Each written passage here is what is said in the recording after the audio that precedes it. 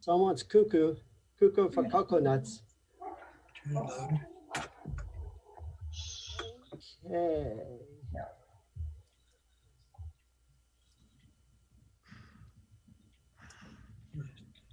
Oh, that's starting. All right. John, did you need an opening shot or anything?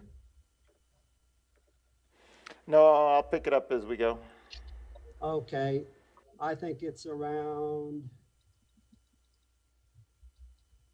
slide 7. All right, so we'll do. Everyone see that?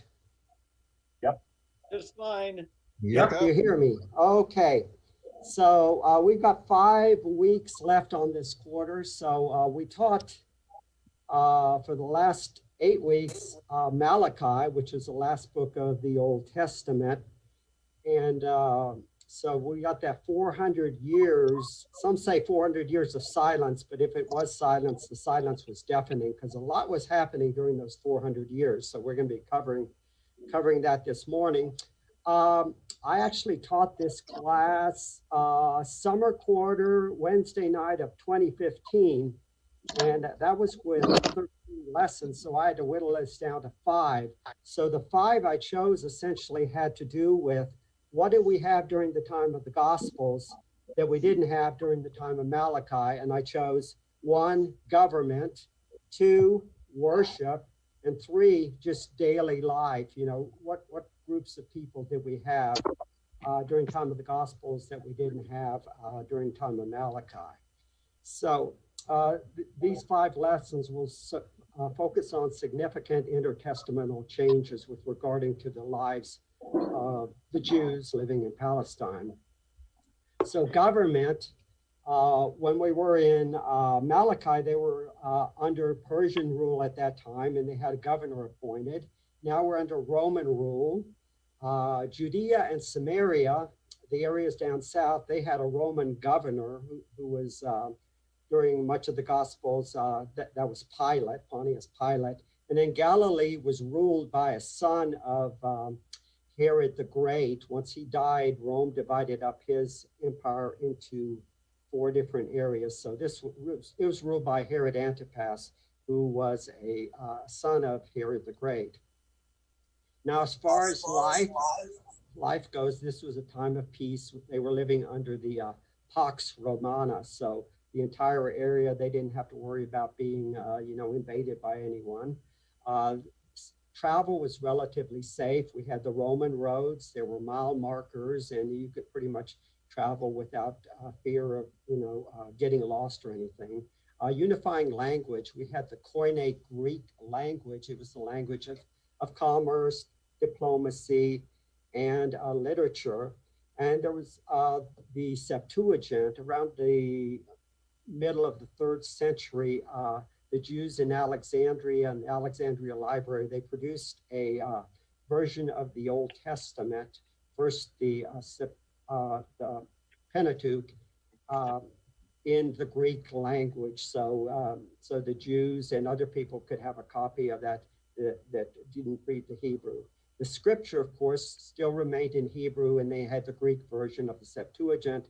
Now, the common everyday language that people spoke, including Jesus, would have been Aramaic, the Aramaic language, which is what they picked up during their exile in Babylon. Worship, we had Herod's temple, greatly larger temple area than under the time of Haggai, under the time of Malachi when they had Zerubbabel's temple. There were synagogues throughout the empire. We didn't read of those in the Old Testament. There was a movement from being taught by priests to now being taught by rabbis. So we moved from priestly toward rabbinical Judaism. And then we had the 2 sects where the Pharisees were, the Pharisees and Sadducees, they came about during this intertestamental period, essentially a response to Hellenism. The Pharisees were strongly opposed to Hellenism, and the Sadducees endorsed Hellenism and the Hellenistic rulers. Okay, so here are the 5 lessons, the temples, that goes with the worship. the Maccabean revolt and the Hasmoneans. That brings us to the emergence of the sects there, where the Pharisees were against Hellenism and the Sadducees endorsed it. And then once Jewish sects, we'll get into more of the details. Then we'll get into the synagogue, and then the government, Rome and the Herods. So John, here's the title slide. So the first one, we're going to go over the temples. This will be Herod's, not only Herod's temple, but it evolves. It shows the evolution of worship going from the time of the synagogue, going from the time, of the tabernacle to Solomon's temple, Zerubbabel's temple, and then Herod's temple. So we'll go through all the versions of worship. So here's the synagogue. This was, the Lord told Moses that this is what he wanted him to build. And he gave him very specific plans down to the detail level on what he wanted, including the materials, dimensions, and everything like that. So we have the tabernacle here, and then there was a fence around, a sort of a fence, and then the 12 tribes of Israel had a designated place around the tabernacle. This tabernacle was specifically when they were traveling during those 40 years in the wilderness. We had three tribes to the north, 3 to the south, 3 to the east, and 3 to the west. Now this diagram comes from the ESV Study Bible, the digital, and it shows some of the aspects of the tabernacle. I keep on saying synagogue, with the two sections, the Holy of Holies, the veil, and the holy place, and the instructions that the opening would always be facing east. There would be a golden lampstand on the south, the table of showbread, and then the altar of incense. And interesting with regard to the ark, even though it was in place, there was a commandment that the poles would always remain in the ark, always be attached to it. They were never to be removed from the ark. There is actually, I didn't realize this, I just found this by accident, there's actually a park in southern Israel. I don't know if any of you saw it when you were in Israel, but it's a to-scale replica model of the tabernacle, and it is in the very southern part of Israel, not too far from the border with Egypt. Here's a view from the top, and I like it that they put it actually out in the wilderness rather than putting it, close to a city, because it shows like the topography they would have actually faced. And just some of the pictures here showing the Holy of Holies and everything. This is the reason I decided to put this in here. I was just amazed at how small the inside of the tabernacle was. This is the holy place, and it's about the size of a dining room in a typical house. We have the high priest here and then a priest here, but typically there would only be one person inside the tabernacle, so it didn't really have to be that large. Here we have the showbread. It had 2 stacks of 6 loaves, and they were to be replaced every week on the Sabbath day. Here's inside the Holy of Holies. And then inside the Holy of Holies was the ark, the manna, and then Aaron's rod. I actually was trying to find the place in the Old Testament that mentioned that, and I couldn't find it.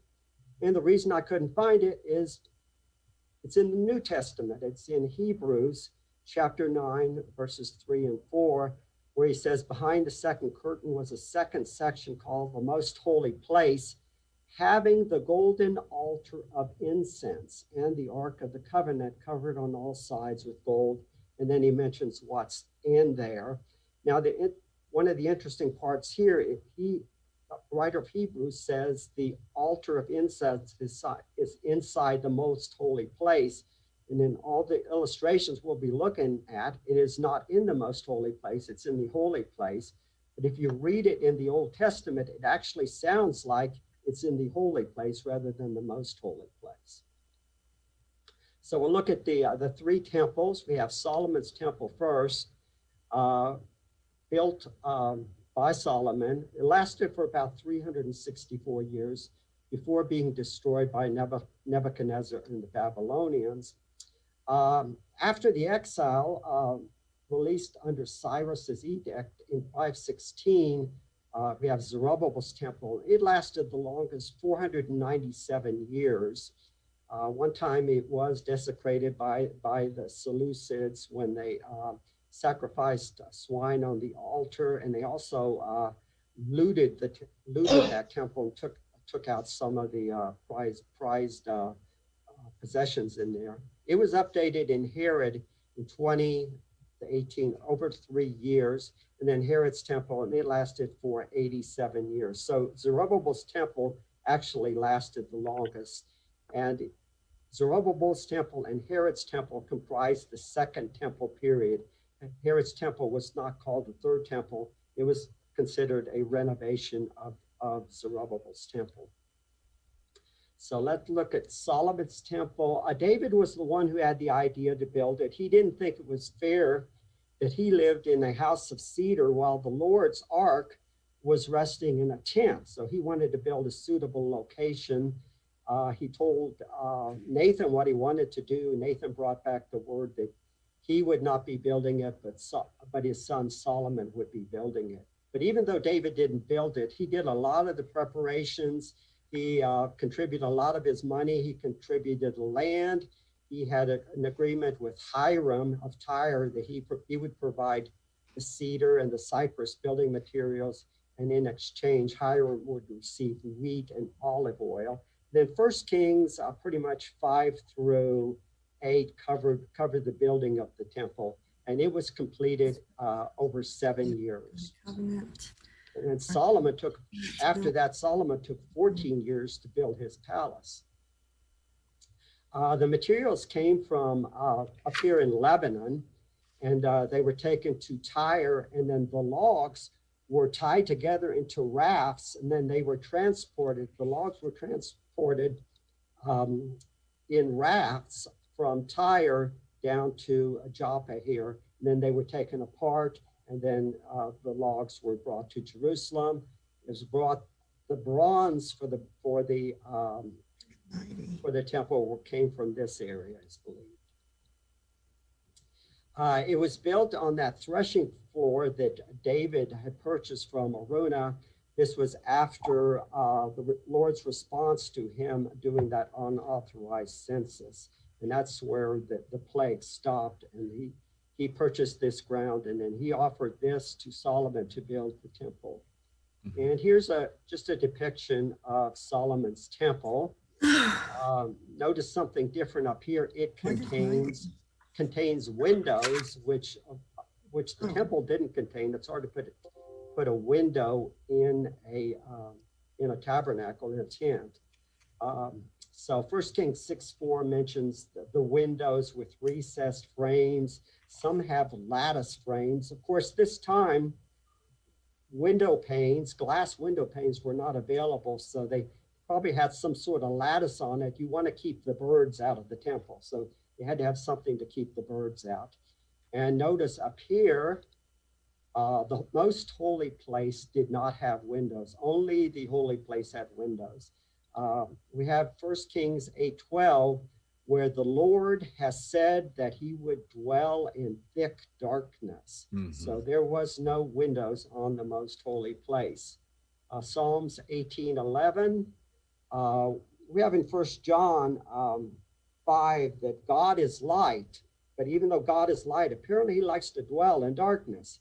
He made darkness his covering, his canopy around him, thick clouds, dark with water. So it may be dark, but if God is there, there is light.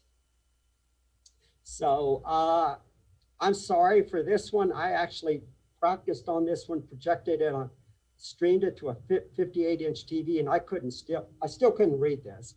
But if you have the ESV Study Bible, this is on page 604 and 605, but it shows what the temple looked like. One of the things it had that the tabernacle obviously didn't have was 3 levels of storehouses going around the temple, around the sides and in the back. Another thing that's different here, let's get this, is you see here, it has a wooden door. Doors made out of olive wood, but whereas the tabernacle had a veil, this comes from 1 Kings 6, but if you read in 2 Chronicles, it mentions there being a veil and it doesn't mention the olive wood doors. Here are those windows up here. And as far as the dimensions go, for the temple, it had a greater height to make up for having these windows here. This also shows here that the Holy of Holies was raised above, and it has the stairs going up here. And they said such rooms were often elevated in temples of the ancient Near East, but there's no mention of this actually in scripture. And another difference is instead of one lampstand, there are 10 lampstands in here. So you got more light here, but the tent only had one, perhaps because it's not good to have open flames inside a tent material, but we've got 10 lamps in here, and then the showbread moves to the middle and the altar is here. Another thing that's interesting, you see the poles here, and it mentions in 1 Kings 8:8 that the poles were so long, they sort of stuck out here. Another thing here were these pillars here, these bronze pillars, 27 feet high. And we have the sea here. It says here that they were for the priests to wash in, but if you look at that, you know, how does he get up there to wash in there? It's more like for swimming or something like that. So, but another interesting thing, the only two large items specifically mentioned as being taken into Babylon were this bronze pillar and this bronze sea.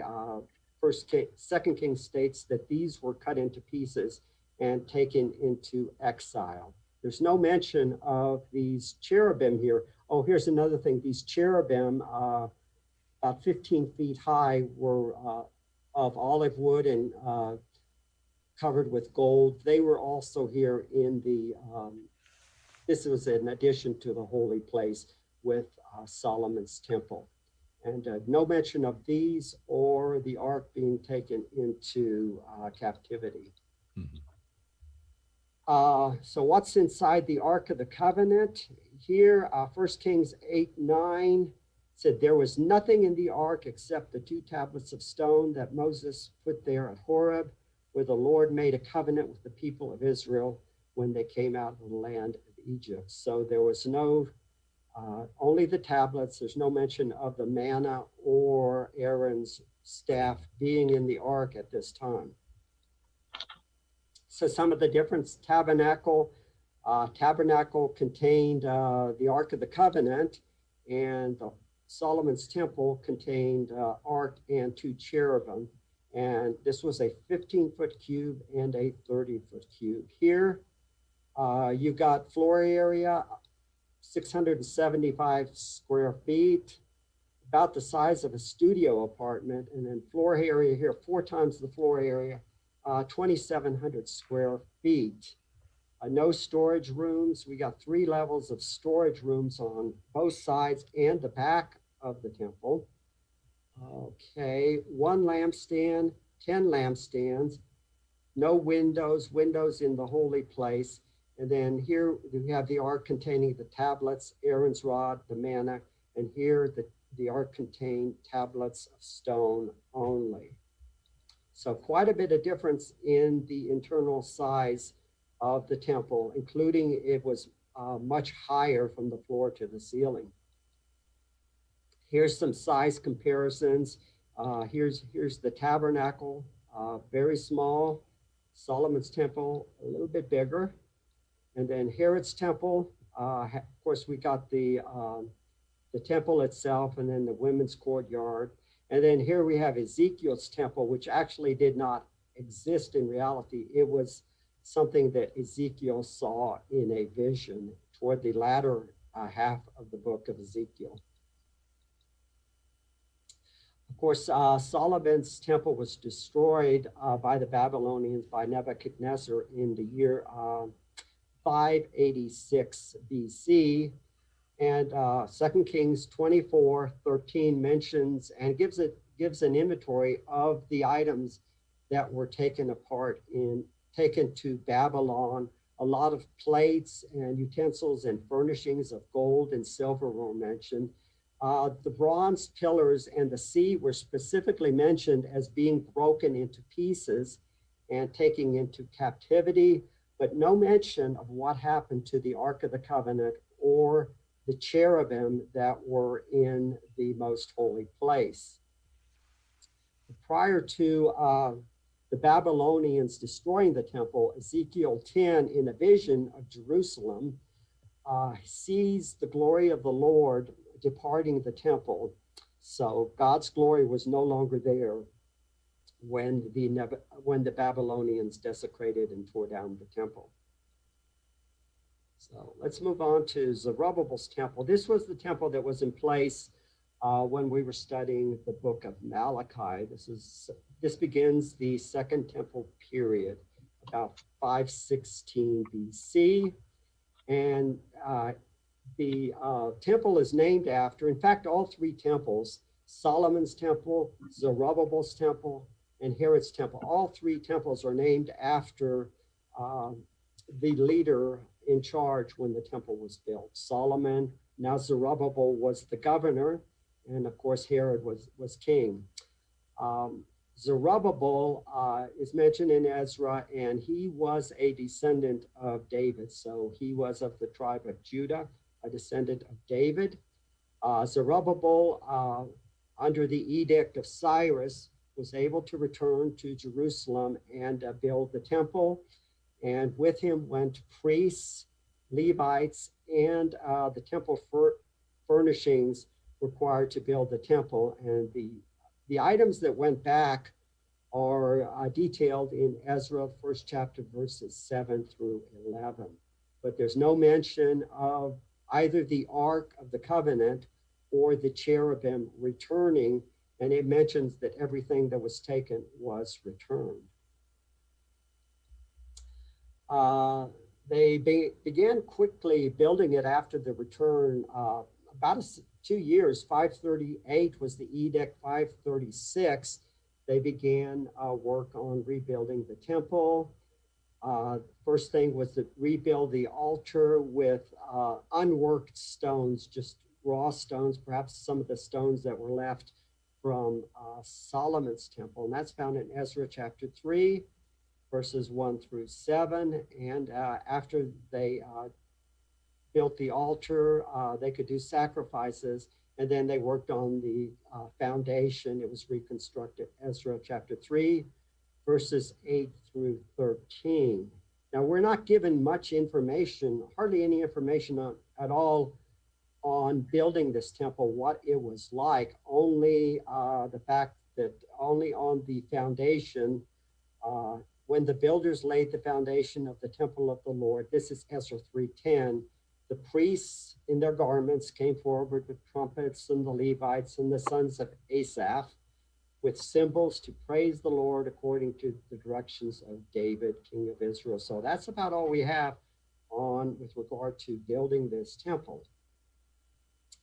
But they got started on it, and they quickly had to come to a halt, well after a year or so, perhaps, because of resistance of the people of the land. Remember, when they went into exile, not everyone went in. They took more the upper class level, the priests, and left the poor people behind in the land.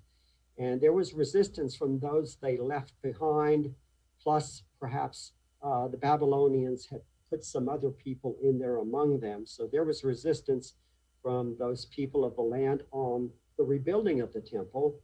And they convinced the new king, Cambyses II, to stop work on it. And throughout his reign of about 10 years, there was no work done on the temple. So the people just went back to building their own houses and taking care of their own lives, and work on the temple stopped. But then two prophets, Zechariah and Haggai, were preaching to the people, trying to get them moving again and restart the temple, get get them restarted, which they did, but then there was more resistance, and then they stopped the work again until Darius the First came in power. So here's a timeline on that. Here's Cyrus. The Edict of Cyrus allowing them to return was in 538. 536, they laid the foundation and did some work. And then the stop work came under Cambyses II in 530. And they stopped work throughout his entire reign and a little bit into the reign of Darius the First. And then they started again, but then they had to stop. And then so Darius was checking on it, and then they found the Edict of Cyrus that said that they were allowed to do it. They were allowed to do the temple, and that and that the empire was supposed to help with some of the expenses. So then they got back to working on it. And those people that had objected earlier, now we're having to help pay the expenses for doing it. So temple then was dedicated in 516. So if you take these 6 years and then the 4 years here, so about 10 years to build this temple. So Zechariah Warner? Yes. Is it true that in Babylonian Persian law, when an edict was written, it was never contradicted or rescinded? That is correct. Of course, today that doesn't apply anymore, does it? When you get a new president, what's the first thing he does? Changes everything. Changes everything. They said a lot of the first things that President Biden did was to undo stuff that President Trump had done. So here's where we are about right in here. And then, of course, here's where Malachi was, Nehemiah and Malachi. But yes, once an edict had been made, even if you didn't like the previous guy, you had to continue with that edict. So design on this is believed the dimensions were similar to those of the destroyed temple based upon the foundation. They used stones from the destroyed temple to build the altar for the new temple. The wood, of course, the wood was burned, so they had to get new wood. But rather than going to getting wood from back to Lebanon, they used local timber in the construction. The Lord told them to go to the hills and get wood. And that's found in Haggai chapter 1, verse 8. Like Solomon's temple, it also contains storage rooms. We know that from Malachi 3:10. That was a lesson we did on will a man rob God? This is where God says, bring the full tithes into the storerooms that there may be food in my house. So we know that there were storerooms from Malachi 3:10. But laying the foundation, they got a mixed response from the people, those that had seen Solomon's temple and those who were seeing a new temple go up. This is from Ezra 3:11. All the people shouted with a great shout when they praised the Lord, because the foundation of the house of the Lord was laid. Good news. But many of the priests and Levites and heads of the fathers' houses, old men who had seen the first house, wept with a loud voice when they saw the foundation of this house being laid, though many shouted for joy. So that difference in time was 50 years. Solomon's temple was destroyed in 586, and the foundation for this temple was laid in, 516. So, no, 536, 586 to 536. So 50 years had gone by. So these older men were counting on a memory they had 50 years ago. That would be like us today, recalling what a building looked like that we had seen in 1971. That's how far they were going back. So the people could not distinguish the sound of the joyful shout from the sound of the people's weeping, for the people shouted with a great shout, and the sound was heard far away. So So both the shouts of weeping and shouts of joy melded together, and you couldn't tell who was doing what. Now God realized some of the people weren't happy with it, and so he, through his prophet Haggai, gives the people some encouragement. He says, I know some of you saw this house in its former glory, and what do you see now? It's like nothing in your eyes. So God tells them to be strong. Be strong, Zerubbabel, the leader, the governor. Be strong, the high priest. Be strong, people. So God is essentially, be strong, be strong, be strong. The leadership, the priesthood, and the people. Be strong. Said, I'm still with you. My spirit remains in your midst. I will fill this house with glory, as I did in the time of Solomon. Even though this house isn't as grand as the previous house, I still will fill it with glory. And here's something interesting. The latter glory of this house, Zerubbabel's house, will be greater than that of Solomon's house. The latter glory of this house. Now, is he talking about Zerubbabel's, or is he talking about when it gets renovated under Herod? And that is truly a masterpiece, that building. So Holy of Holies in Zerubbabel's temple, although it was constructed with the Holy of Holies, there's no mention of anything being in the Holy of Holies. It was empty, apparently. But to encourage the workers, the Lord did state through his prophet Haggai that this house would have all the glory, in fact, even greater glory than Solomon's temple would have. In fact, if you count this temple being renovated during the time of Herod, you could say this house would have the glory in the God's. But where was the Ark of the Covenant? Okay.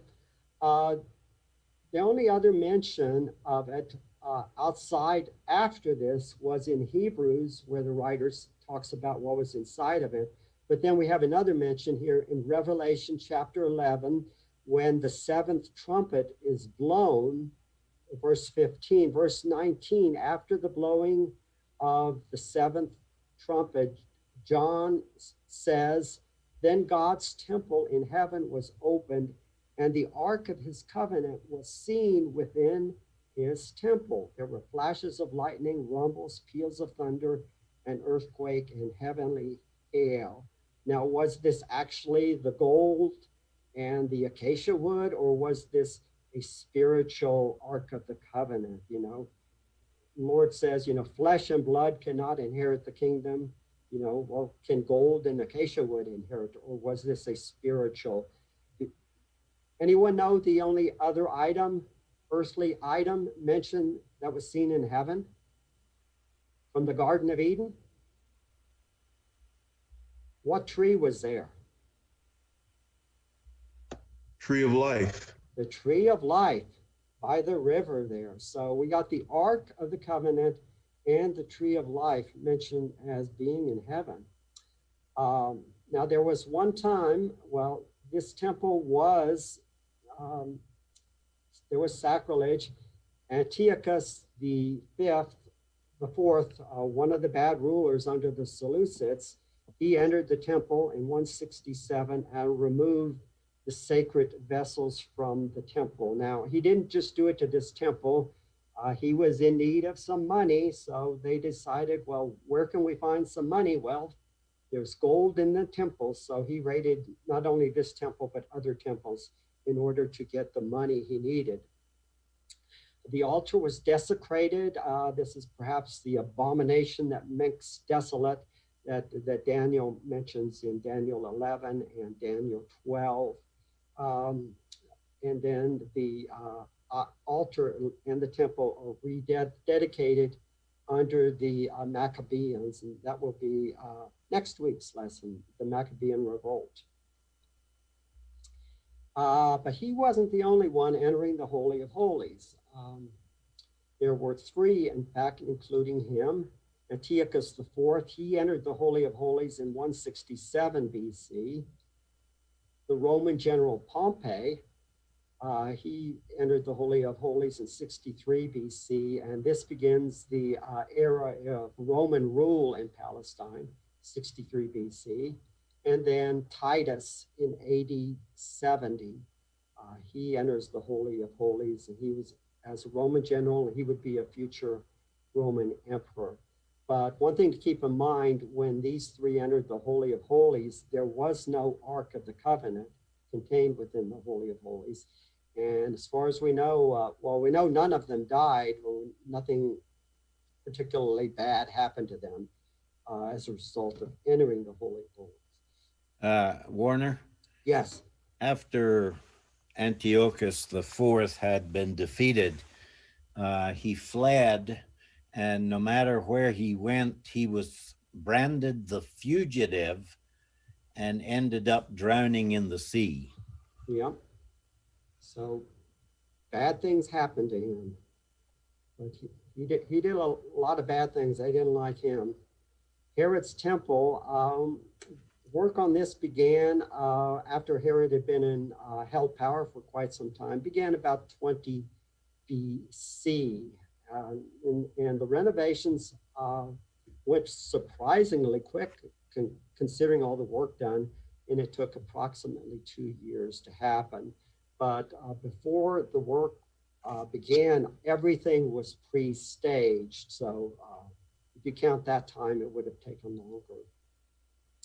Reasons for possibly why Herod undertook this large effort: gain favor with his Jewish subject. Remember, Herod was not a Jew, but rather he was an Idumean. And we will see next week how the Idumeans came into contact. This was a descendant of Esau, how they came in contact with the Jews again. To gain favor with his Jewish subjects. Herod wasn't really a good builder. One thing you can say about Herod, besides all the bad, was he was a good builder. Impressed the Jews, around the world of, hey, look what Herod did for the Jews back in Jerusalem. Impress his fellow rulers of the Roman world for what he had built. And but unfortunately, his modification of the temple was probably more for bringing glory to himself rather than to bring glory to God. Because everyone said, look what Herod built. Construction. The Jews were not at all trusting of Herod. So they said, well, maybe he's going to tear this down and then build a temple to Jupiter or something. So they weren't, they wanted to make sure the temple services could still continue during the construction, and that the construction noise would be kept down so that the services could continue.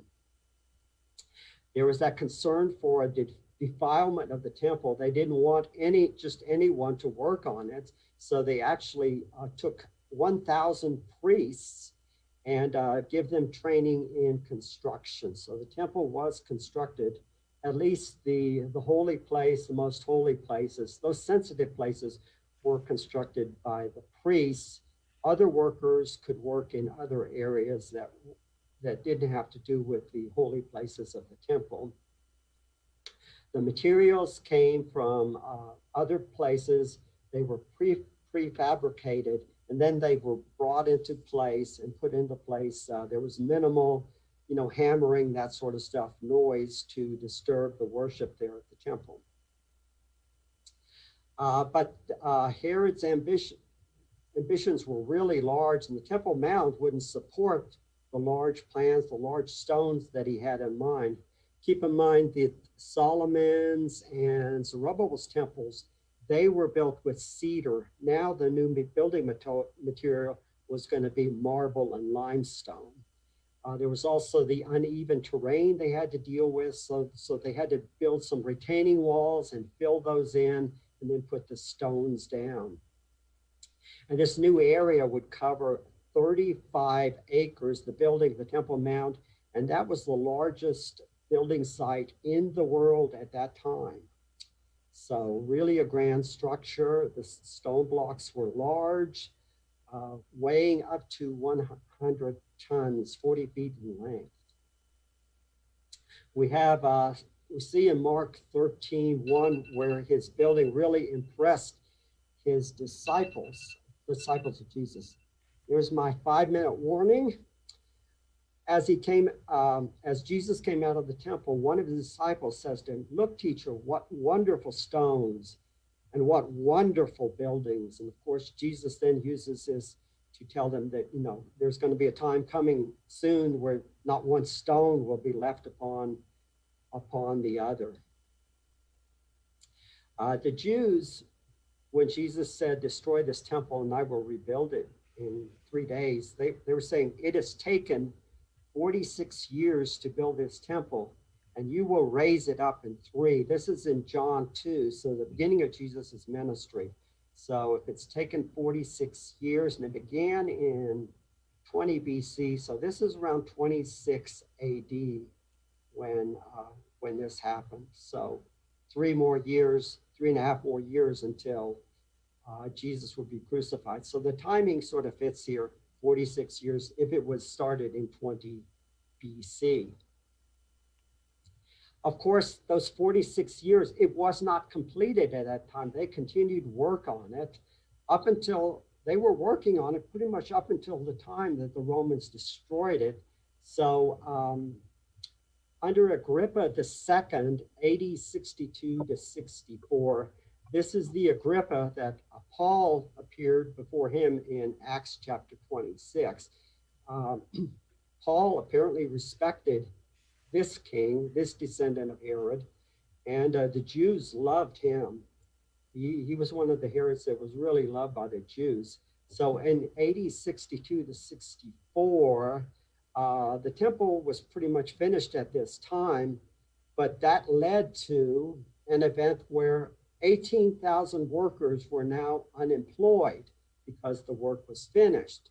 So he had compassion upon the people. So to provide work for these people who were now unemployed, this was an act of social concern for Herod, their king, which the king, who had control of the temple treasury, was urged to do by the whole population of Jerusalem. So here's something interesting. The king has control of the temple treasury. So the people urge him to, put these people to work. So what he decided to do to employ these 18,000 with the money from the temple treasure was to pave the streets of Jerusalem with limestone. And this was done at the expense of the temple treasury. So he was able to do this. Now, Pilate had attempted to use temple money to build an aquifer to bring water to Jerusalem, and he was met with the riots. So maybe it's not what you're doing, maybe it's who you are.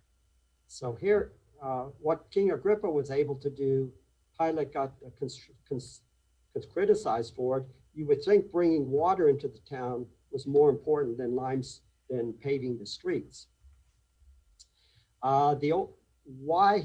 Why people wanted to work for the temple, the Old Testament precept that wages should be paid on the same day, that was Deuteronomy 24:15, you should pay before the sun went down, was meticulously followed in the temple. Whereas elsewhere, it was the usual practice to pay the wage daily only if the people asked for it. Otherwise, it was paid between 20 and 24 hours later.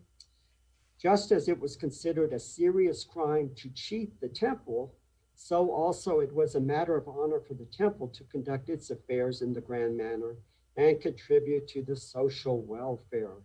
So just as you don't cheat the temple also doesn't cheat the people who support the temple. So temple footprint was the same as Solomon's and Zerubbabel's. Foundation stones were replaced.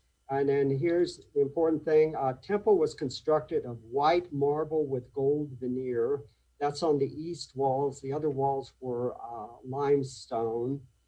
And there are two terms in the New Testament for temple. There's naos, which was the building proper, and then hieron, which was the temple grounds. But so this building was not of cedar construction, it was actually constructed of stone.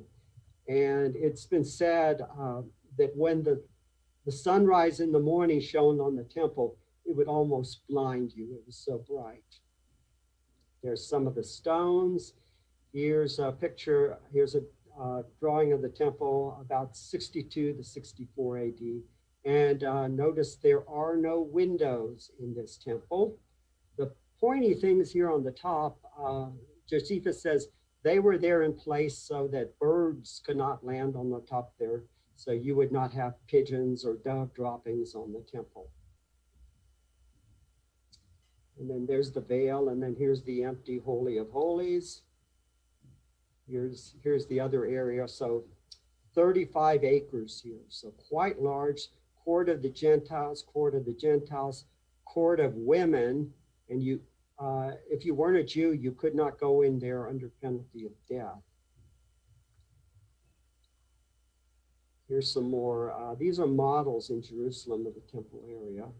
Here's that temple marker. This is in Greek that anyone of non-Jewish ancestry do not enter under penalty of death. No person of another race may enter. Here's an interesting picture. I wasn't even looking for it, but it came, I saw this. People apparently are still trying some to conduct animal sacrifice on Passover, to sacrifice their animal, which is against the law. And here's a picture. Police arrested a Jewish man in the old city of Jerusalem as he prepared to sacrifice a kid goat for Passover holiday on Monday. So police are on the lookout for that. The man is arrested, and the animals are then confiscated and taken to an animal shelter. Here's the Dome of the Rock. This is the rock that's inside the Dome of the Rock. This is where the Holy of Holies was on Solomon's temple. Some more pictures, more pictures, more pictures, and then this is underneath the Temple Mount. And I think I went over. And that is it. Good job, Warner. Sorry, I went over 3 minutes. That's okay, Werner. Yes. All right. Thank you, Warner. That was great. Hope you enjoyed it. This one had a lot of pictures in it, but a lot of people like to learn by pictures. Pictures worth 1,000 words. Thanks, Warner.